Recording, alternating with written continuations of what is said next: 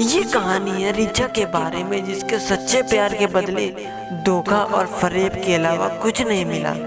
College का पहला दिन था, सभी के सामने नए नए चेहरे थे। सभी लोग इन्हीं नए चेहरों से अपनी पहचान बनाने में लगे थे। सभी एक दूसरे को अपना परिचय करा रहे थे। तभी कॉलेज में पहले दिन का हमारी पहली क्लास शुरू हुई। क्लास में पहले चल रहे इंट्रोडक्शन के इस सिलसिले को मैम ने और आसान बना दिया। उन्होंने आते ही सबसे पहले सभी को अपना इंट्रोडक्शन सबके सामने देने को कहा। सभी स्टूडेंट एक एक कर अपने बारे में बता ही रहे थे। तभी जैसे ही रिचा ने अपने बारे में कहना शुरू किया, मानो उसकी क्लास के में बैठे विशाल की आंखें बस उस पर ही टिक गई। विशाल बड़े ही गौर से रिचा का इंटरव्यू सुनने लगा और उसे एक टक देखने में। रिचा के बैठ जाने के बाद भी अब विशाल की नजरें तो बस रिचा पर ही टिकी रह गई। कॉलेज के दूसरे दिन भी जैसे ही विशाल कॉलेज आया, उसकी निगाहें तो मानो बस रिचा को ढूंढ रही हो। विशाल ने रिचा को से किसी भी तरह किसी भी बहाने बात करने की कोशिश की, लेकिन उसे मौका नहीं मिला।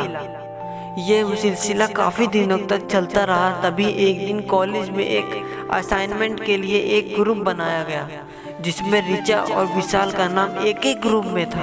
ये सुन विशाल बहुत खुश हो गया। आखिर अब उसे रिचा से दोस्ती करने का मौका मिल गया और वो इस मौके को किसी भी हाल में गंवाना नहीं चाहता था, और ऐसा ही हुआ। साथ असाइनमेंट बनाते हुए रिचा और विशाल में बातचीत शुरू हो गई और फिर देखते ही देखते दोस्ती भी हो गई।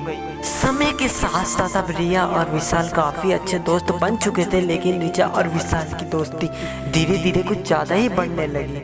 फिर एक दिन मौका देखकर विशाल ने रिचा को प्रपोज कर दिया।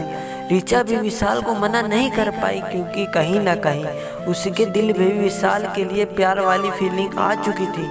अब दो दोस्तों के साथ साथ लवर्स भी बन चुके थे, इसलिए कॉलेज के बाद भी दोनों का मिलना जुलना जारी रहा। अब तो पूरी क्लास को ही पता चल चुका था रिचा और विशाल की लव स्टोरी का।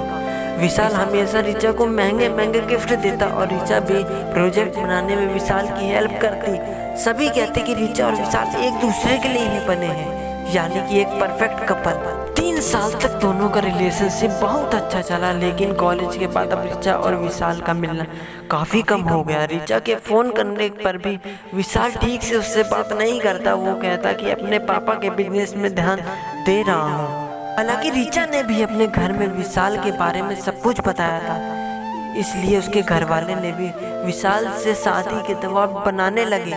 लेकिन अब रिचा अपने घर वालों को कोई जवाब नहीं दे पा रही थी। फिर एक दिन रिचा विशाल के पापा के रेस्टोरेंट पर पहुंच गई। वहां उस वक्त विशाल नहीं था। रिचा ने विशाल के पापा को कहा कि विशाल की फ्रेंड हूँ और यहाँ से गुजर रही थी तो यहाँ आ गई। विशाल के पापा ने रिचा को बैठाया और वेटर से कुछ खाने पीने की चीज़ लाने को कहा।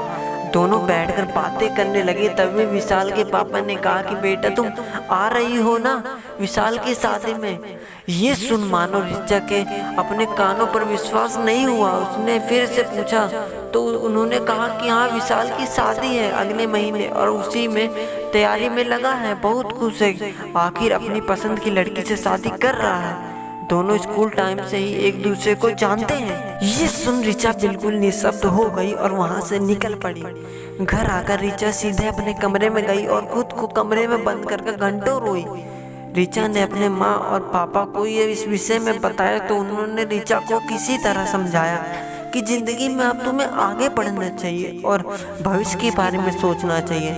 जो गुजर गया सो गुजर गया, अब उसे के बारे में याद करके अपनी आगे की जिंदगी खराब मत करो। लेकिन रिचा अभी भी विशाल को भुला नहीं पाई और रोज रात रोते हुए अपने दिल को दिलासा देते हुए कहती, तो क्या हुआ जो दिल टूट गया, जो दिल टूट गया। दोस्तों, आपका प्यार हमेशा सफल और सच्चा हो ये जरूरी तो नहीं।